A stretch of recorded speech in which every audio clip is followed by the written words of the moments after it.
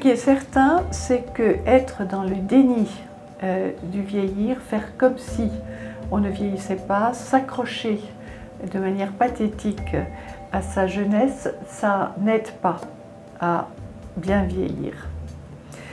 Ça peut tenir un temps. On voit que les seniors qui prennent leur retraite vivent ce qu'on appelle l'âge d'or de la retraite.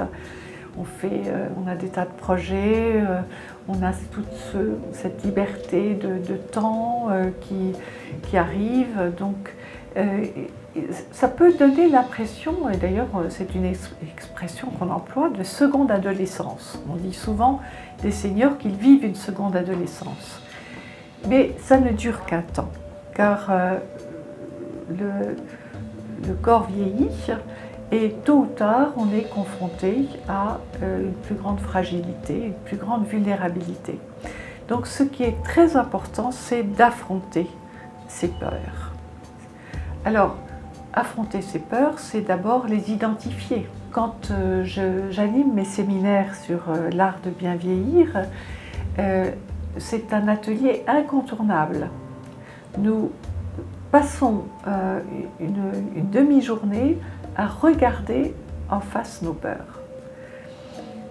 J'ai remarqué que dans les groupes, tout le monde n'a pas les mêmes peurs. Vous avez des personnes qui ont des peurs qui sont plus liées, je dirais, au vieillissement du corps, au vieillissement physique. Est-ce que je vais continuer à rester séduisant? Est-ce que mon corps ne va pas trop changer, ne va pas trop se détériorer?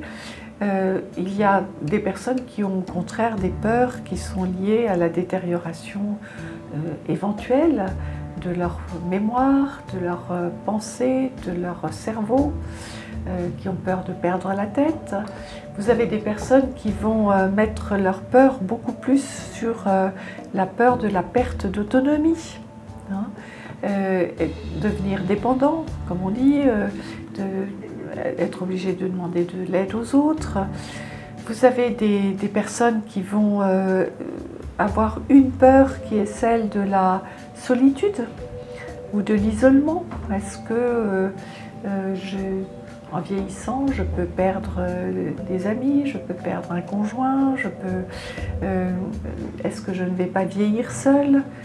Vous avez des personnes qui focalisent au contraire leur peur sur le lieu où elles vont vieillir, qui se disent moi je veux continuer à vieillir chez moi, je ne veux surtout pas être placée, comme on dit, dans un EHPAD. Et puis la dernière peur aussi que j'ai identifiée, c'est celle qui est liée à la mort, la peur de la mort, mais surtout la peur des conditions du mourir.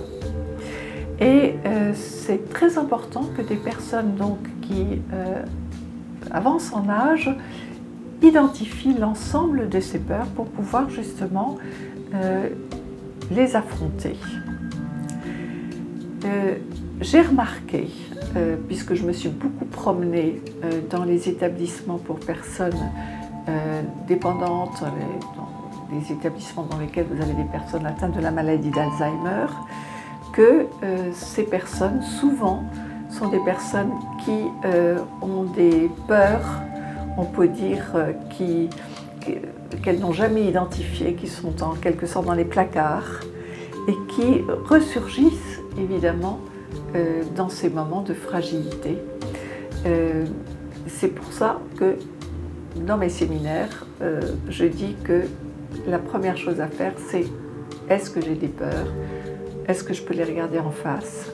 Et est-ce que je peux réfléchir à ce que je peux faire en termes de prévention?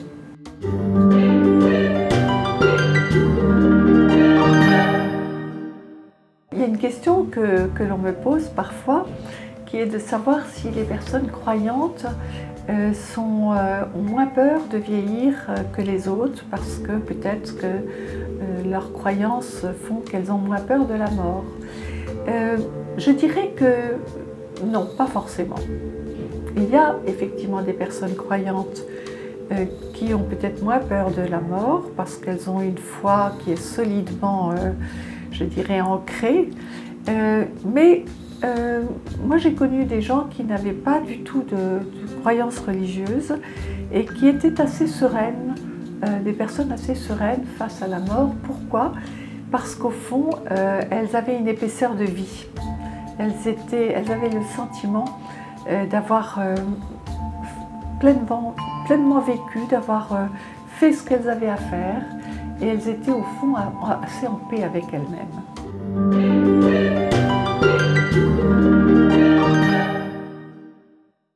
Effectivement, ma génération, la génération des boomers, dit qu'elle n'a pas envie du tout de terminer sa vie dans un EHPAD. Pourquoi? Parce que c'est vrai que l'EHPAD n'a pas une très bonne réputation. L'EHPAD, c'est lié dans l'esprit des gens à, je dirais, un petit peu comme si on se retrouvait dans une forme de prison, on perd sa liberté.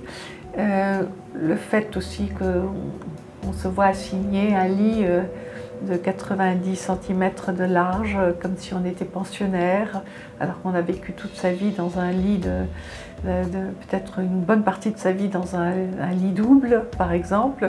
Ce sont des petits exemples qui montrent que les gens n'ont pas envie de terminer vraiment leur vie dans ces lieux.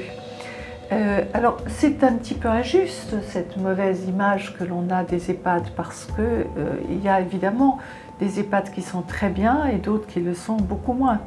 Moi je connais des EHPAD dans lesquels il y a une vraie humanité, dans lesquels les soignants se sont beaucoup formés à l'humanitude, à une approche humaine vraiment des personnes âgées, dans lesquelles il y a un vrai projet de vie, dans lesquels effectivement ce sont des lieux de vie et dans lesquels il y a une dignité.